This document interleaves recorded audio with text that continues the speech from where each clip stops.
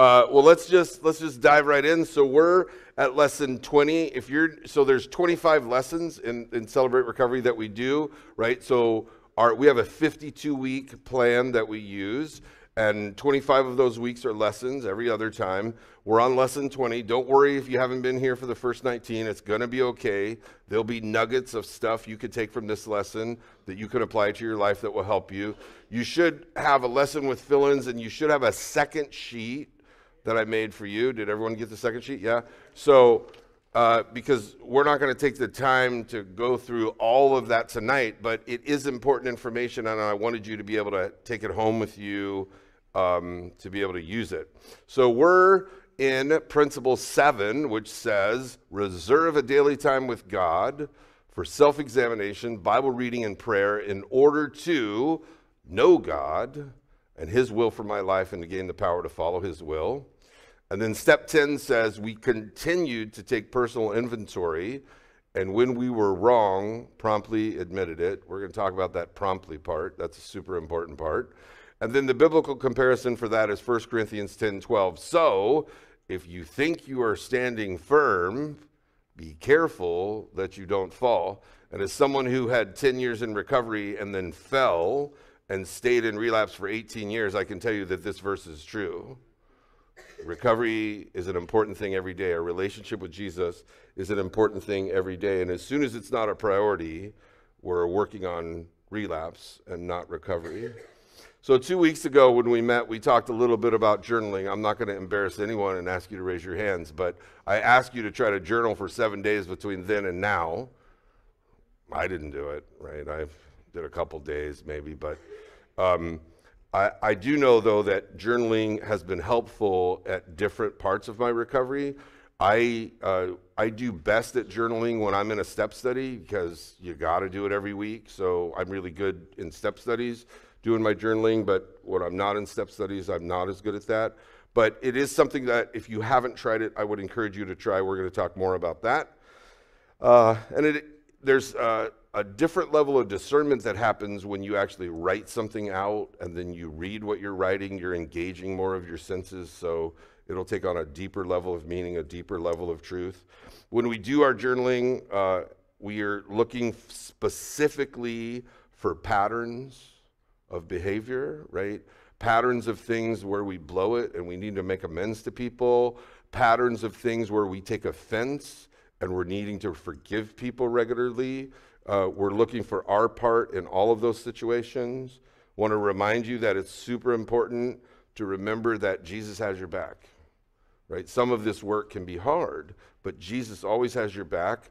And if you don't already have an accountability team, an encouragement team, I want to encourage you in your small groups tonight to just say, hey, I don't have a sponsor. Is there anybody who could be my sponsor, right? Who has the necessary skill set? They've done a step study. They have some forward progress in their recovery, or somebody else who can just be your accountability partner, your encourager, who can help you. Because we don't want to, the purpose of the daily inventory is not to make ourselves feel bad, right? The purpose of the daily inventory is to celebrate our victories and to just be honest about where we can continue to improve. But it's not a time to beat ourselves up, right?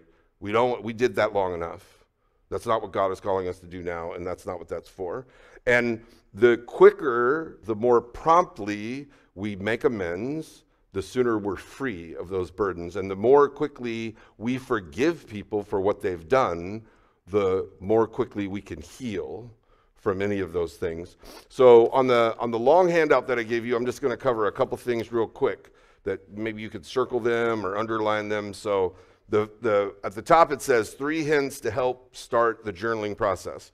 So now on the bottom bullet points, you don't have to do all of those every day, right? Those are just suggestions to prompt you in writing. Because usually what happens with me is I'll see the journal, I'll see the blank page, and I'll be like, oh man, that's a lot of work. And I just won't even write a word. I know some of you all can just write pages. Praise God for you. I'm grateful for you. That's not me though, right? So one says, just start off by writing one thing that day that you're thankful for. And maybe when you start journaling, maybe that's all you have. Just one thing that you write that you're thankful for. Well, that's okay. That's a good start. You could just start there. The idea is to be intentional about things that you're grateful for. And John Baker, the founder of Celebrate Recovery, he makes an interesting statement. He says, if you practice writing down one thing that you're grateful for, you will find that you will sleep better that night. Try that. See if that actually works for you. Ask your accountability partner, number 2, ask your accountability partner or sponsor to help hold you accountable, right? So like I've had to, with my sponsors, say, hey, can you hold me accountable for 30 days? I'll text you one thing that I'm grateful for every day. I've done that with guys I sponsor too. Hey, at the end of the day, text me one thing you're grateful for. And it just helps us, right, create new patterns of thinking.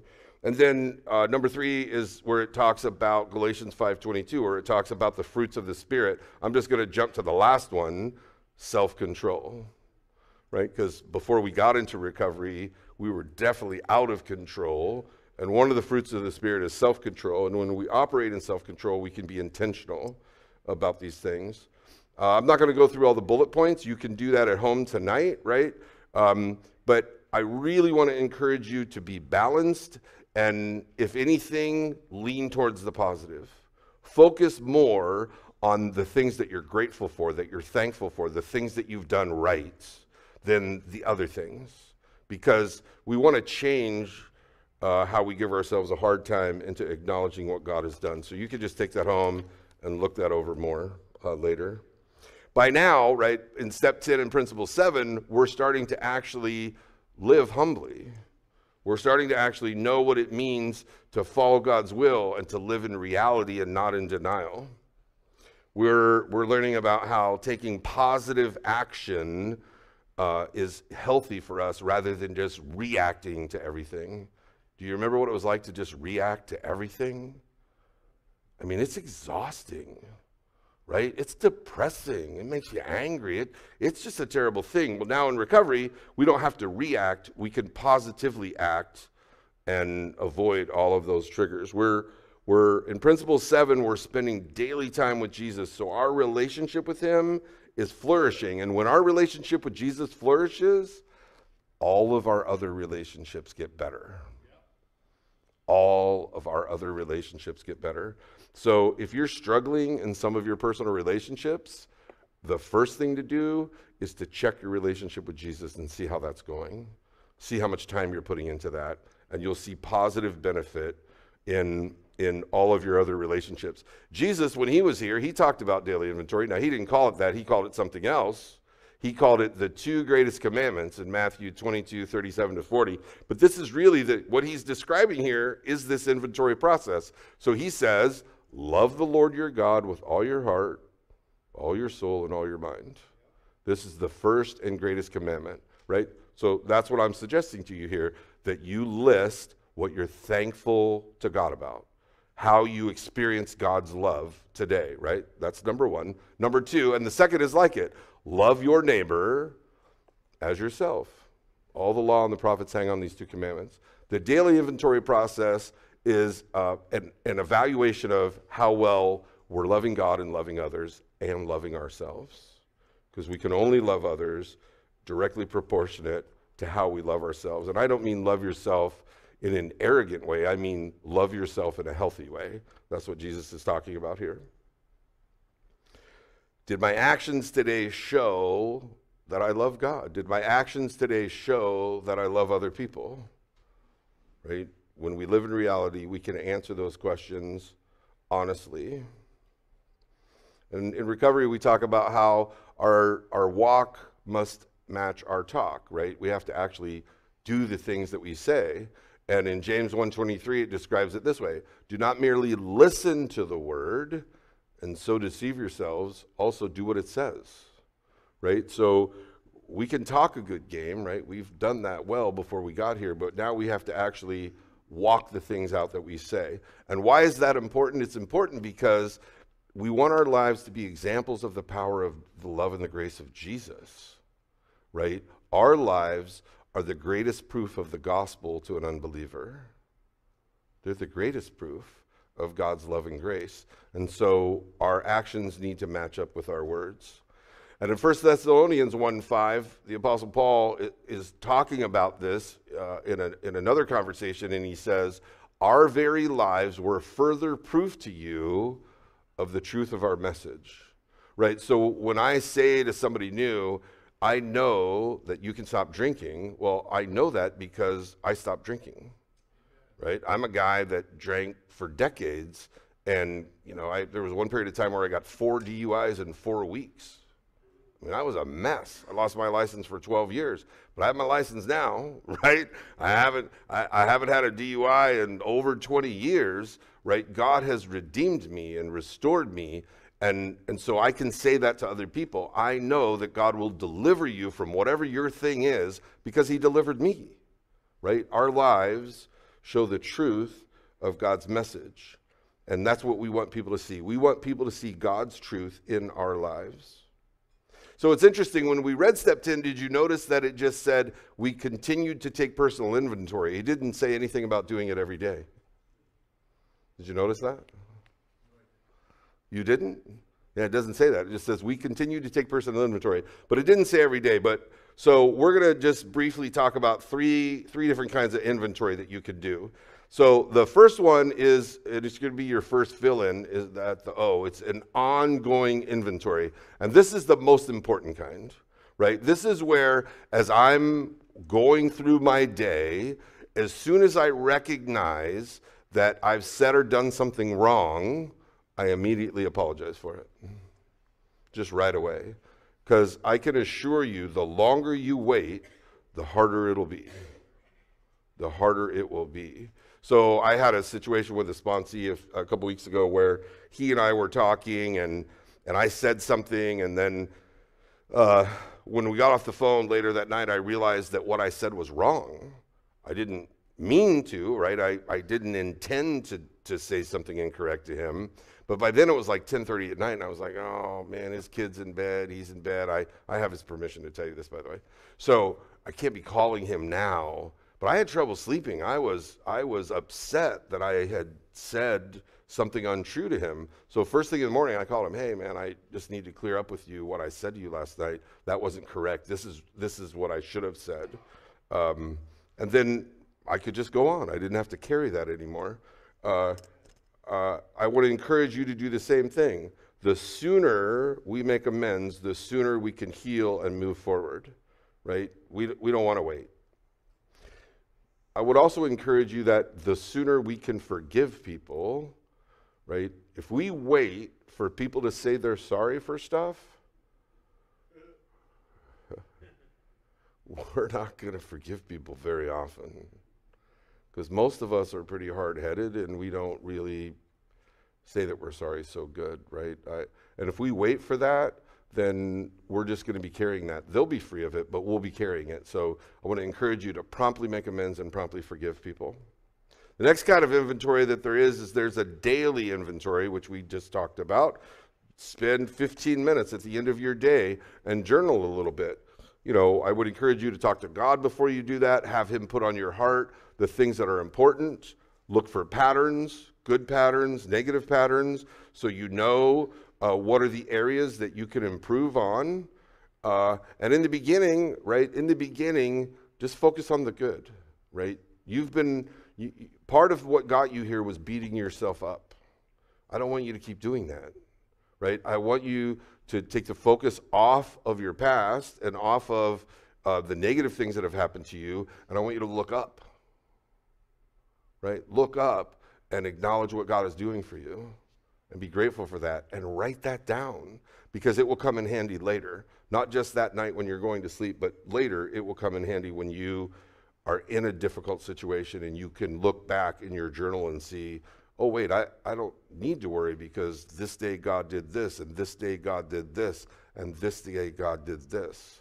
It will be super beneficial for you. Then there is the last fill-in is a periodic inventory, a periodic inventory. John Baker, the founder of Celebrate Recovery, he used to go on a mini retreat, getaway weekend, like every 3 months he would do that, and he'd do an inventory process. I probably do it once a year, right, with my sponsor, not every 3 months. Whatever you decide to do with your sponsor is going to be okay, right? This isn't a rigid requirement. It's just simply acknowledging that the sooner we deal with what's happening and move forward, the sooner we can be free of the past. And in any of these, the ongoing, the daily, and the periodic, make sure that you're balanced. If anything, lean towards the positive more than anything else. I'm going to give you some Bible verses. You can just make notes of them if you want and have them to refer back to later. I like this one. Proverbs 16:23 says, intelligent people think before they speak. And then what they say is more persuasive, right? So the point of that is not to persuade people to do stuff. The point that he's saying here is that when I think before I speak, and then I speak about God and what God has done in my life, people who haven't had that experience or who are unbelievers will be more persuaded that God loves them too, and that God wants to do things in their life too. In Ephesians 4:29, it says, let no foul or polluting language, nor evil word, nor unwholesome or worthless talk, you could put there in quotes, stop the sarcasm, Jonathan, come out of your mouth, but only such speech as is good and beneficial to the spiritual progress of others. You could say this about yourself too. Only say to yourself what is good and beneficial to your spiritual progress. Positive self-talk is super important. Super important. Proverbs 16:21 says, a wise, mature person is known for his understanding. The more pleasant his words, the more persuasive he is. And then Proverbs 12:25, a word of encouragement does wonders. A word of encouragement does wonders. You should have at least one person, preferably 3, but at least one person that you know that you can call, and the first thing they're going to say to you is going to be encouraging. Right? If you don't have somebody like that in your life, there's somebody in this room that would be willing to be that person for you. Right? I know that there are people that I can call that no matter what I've done or where I'm at in my thinking or how much sense I'm making, that they will encourage me. Right? And I hope that I'm that person for other people as well. This is super important. And in 1 Corinthians 13:1, Paul the apostle is speaking here. This is a pretty interesting translation. It says, if I had a gift of being able to speak in other languages without learning them, and could speak in every language there is in all of heaven and earth, but I didn't love others, I would only be making noise. Some translations say I would be a clanging cymbal, right? What we say to ourselves and to other people has impact. So we want to be encouraging to ourselves and to others. We want to always direct our thoughts and other people's thoughts towards God and his love. Okay, so let's wrap up with an action plan here. A step 10 daily action plan, right? So number 1, I want you to continue to spend some time journaling every day. Take a daily inventory, and I want you to have a plan. If there was something that happened during the day, right, that you did wrong and you didn't have a chance to make amends, I want you to make a plan of how you're going to make the amends, right? What's the plan? And follow through on that plan. One of the plans I have, right, is I say lots of dumb stuff to people. I'll just admit that right now. James lives with me. He can tell you that, right? So I won't tell you exactly what happened, but James and I do a Bible study 4 days a week together in the morning, 7:30. Yep. It's a thing. And so I didn't ask your permission for this, but okay. So the other morning, right, we're having this Bible study, and he says, I need to tell you something. And I was like, okay. And he said, when you said, and then he repeated what I'd said to him the day before, when you said that to me, that hurt me. And I was like, oh, man, that was dumb of me to say. But I had to, even though he and I are close friends and we live together, right, I had to force myself to not make any excuses or justify anything that I said. I just said, I'm sorry. I'm sorry I said that to you. I'm sorry I hurt you, right? I didn't mean to hurt him.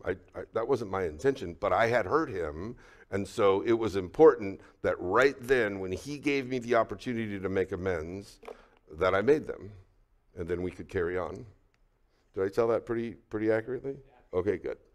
Yeah, so sometimes we don't even know that we need to make amends, but if we just have a posture that as soon as someone brings to our attention, right, that we hurt them in some way, just say you're sorry. Right? Don't make excuses for it. Don't justify it. Just say you're sorry. That's a plan. Summarize the events of your day in your journal. Doesn't have to be your whole day, right? Some of you will love to write about your whole day. It'll be an amazing experience for you. Others of you, just don't overwhelm yourself. Just put a couple highlights. But most importantly, put at least one thing of how you saw God work in your life that day. Because as you are intentional about doing that, it will become a regular thing that just happens all throughout the day, not just at night, where you'll recognize God working in a supernatural way in your life. Those verses that I gave you, read and memorize a couple of those, right? There's also, if you're in a step study, there are other verses on page 33 in your book 4 that you're on. If you're not in a step study and you're new and you can ask me about that after. It's a more in-depth recovery program that we do on Thursday nights. That's just men and just women, where we dig deeper into the 12 steps and the 8 principles. So for those of you in that, you can find those verses on page 33 in book 4. How many of you all have, well, I'm not going to ask you to raise your hands. You can just answer this in your head. How many of you all have learned the positivity that comes from remembering Bible verses? Right? It's super helpful, right? And it doesn't have to be those ones, right? It could be any, but for this particular portion, we're just encouraging you to memorize those. Just memorize one, right? I have a sponsee who he'll just have one verse for a month that he'll focus on every day, and he'll send it to me. It helps me. It's amazing, right? Just to know that he's focused on that verse in his life. Pick one verse, focus on that for a month. It'll be amazing, the results that you'll have from that. And then number 4, the last thing is work all the steps and principles, and this is the key part, to the best of your ability. Not perfectly, not without making mistakes, just to the best of your ability, right? If you're new, right, give yourself a break, right? It's going to be okay. God's in this thing for the long haul. You're here tonight. I would encourage you, when you go home tonight, write down, I got to go to Celebrate Recovery tonight. I got to sing some awesome songs, right? I got to hear a bunch of Bible verses. I got to hear about how important it is that we encourage each other and how God wants to encourage us, right? Tonight was a great night. There's all kinds of good stuff you could start to practice. And just to the best of your ability, give yourself a break. So we're going to finish with this verse. This kind of summarizes, in a way, why we're doing the inventory. So Jesus, right, was telling his disciples this. Jesus knew all about recovery. That's why he's our higher power, right? Watch and pray so that you will not fall into temptation. The spirit is willing, but the flesh is weak. So when we do our inventories, right, prayerfully, we're doing the watch part.